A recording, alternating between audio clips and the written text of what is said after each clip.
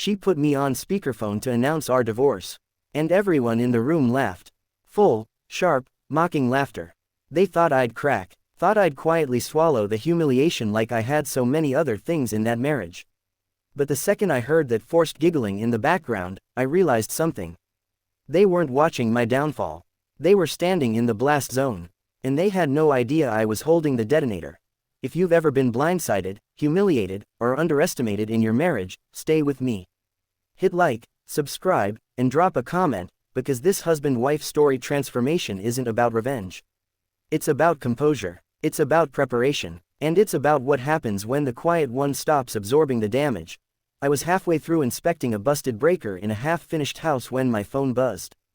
Typical Tuesday. Sawdust floating in the air. The smell of fresh drywall. My crew clanking tools behind me. Nothing dramatic. Nothing unusual. I was crouched over the panel, flashlight wedged between my shoulder and cheek, when my phone vibrated again. I almost ignored it, but there's a particular instinct you develop after years in a rocky marriage. A sixth sense, like your nervous system is always bracing for impact. So I answered. Hey, she said, too casual. I thought you should know, I'm finalizing the divorce right now. Her voice rang out crystal clear. Too clear. Then I heard it. Laughter. Multiple voices. Sharp. Performative. Like a bad sitcom audience track. I slowly stood up, set my screwdriver down. My guys glanced at me. I waved them off. Really? I asked calmly. That's how you want to do this? More giggling. And then I heard a voice I recognized immediately. Sophie. And if Sophie was there, that meant the whole suburban social circle was there too. Barbecues. Holiday dinners. Fake smiles. Wine nights. Couple selfies. My wife came back on the line, smug and emboldened. We're at Lauren's place. And honestly, everybody agrees this is for the best. Everybody. I let silence stretch. Let them enjoy their moment. Let them think I was shrinking on the other end of the line. Then I asked, evenly. Is that Sophie I hear laughing? Dead silence. Like someone yanked the power cord from the room. What? My wife asked. Less confident now. Sophie Riley, I said slowly. That's her, right? A shuffle. A whisper. A soft gasp. What are you talking about? My wife snapped. I took my time. I'm just surprised she's in such a good mood, I said. Considering she hasn't heard yet that you're dating her husband. Silence. Total. Absolute. Then chaos. Excuse me. Sophie's voice cracked in the background. Matt, I continued calmly. Her husband. Sweeney's Auto Repair. 5th Street. Last Tuesday. 2 p.m. Someone whispered, oh my God. And before that, I added, room 214 at the Pinecrest Inn off Highway 8. Should I keep going? My wife started saying my name. Over and over. But she didn't sound smug anymore. She sounded cornered. Voices overlapped. Chairs scraped. I imagined faces draining of color. The laughter was gone, replaced by something raw and panicked. Good luck with the divorce, I said quietly. You're going to need it. I hung up, slipped my phone back into my pocket. One of my guys walked over. Everything okay? I picked up my screwdriver. Yeah, I said, just taking out the trash. And I meant it, because what they didn't know, what she didn't know, was that I had known for months. Affairs don't start with hotel rooms. They start with small shifts. Late arrivals. Inside jokes you're not part of.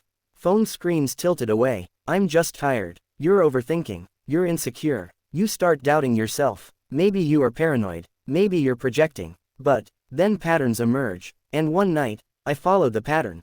That's when I saw them. That's when I started documenting. Receipts. Photos. Dates. Screenshots. I didn't confront her. I didn't yell. I didn't beg. I talked to an attorney instead. The house was mine before the marriage. The accounts were clean. I prepared, silently. So when she decided to humiliate me publicly, she didn't realize she was walking into a courtroom I had already built. That night, she burst through the front door. Makeup smeared, breathing hard. How could you do that to me? She demanded. I took a slow bite of pasta. Do what exactly? You humiliated me. I met her eyes. You put me on speaker so your friends could laugh while you announced our divorce. All I did was tell the truth. That was different. No, I said calmly. It wasn't. She paced. It's not what you think. Me and Matt, we were just. Save it. I pulled out my phone. Opened the folder. Hundreds of timestamps. She froze. You knew. For months. And you didn't say anything. I was busy talking to my attorney. Her face went pale. The house, my house, I corrected gently. You can't make me leave. I already can. 2 weeks. The theatrix collapsed, and that was the moment I saw it. Not regret, not heartbreak, fear, because the plan she thought she was executing had already failed. The next morning, Melissa, Sophie's best friend, showed up. Arms crossed, eyes burning. Is it true? Yes. How long? Since July. She flinched at every detail. Later, she admitted Matt confessed within 10 minutes of confrontation. Cowards fold fast when truth corners them. By afternoon, the entire friend group was unraveling. Trust shattered, marriages questioned, stories re-examined, not because I exposed anything maliciously, but because lies collapse loudly. 2 days later, she returned with her brother Frank. He tried to posture. We need to handle this like adults. I handed him my phone.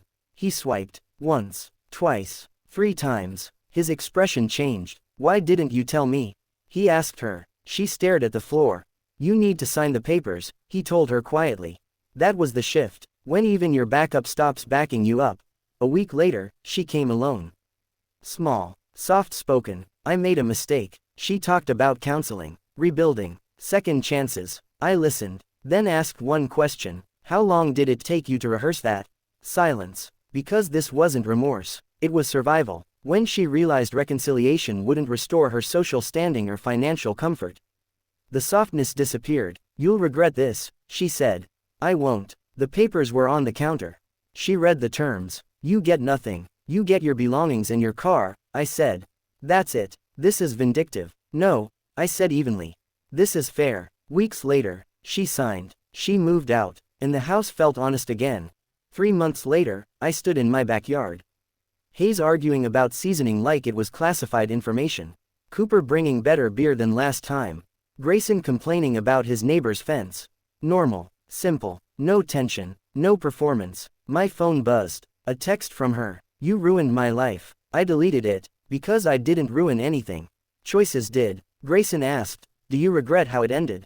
I thought about it. No, I said. She made her choices. I made mine. The sun dipped low, orange and pink stretching across the yard. For the first time in years, I felt something rare. Not triumph, not anger, peace. The kind that doesn't need applause. The kind that comes from knowing you handled humiliation with composure.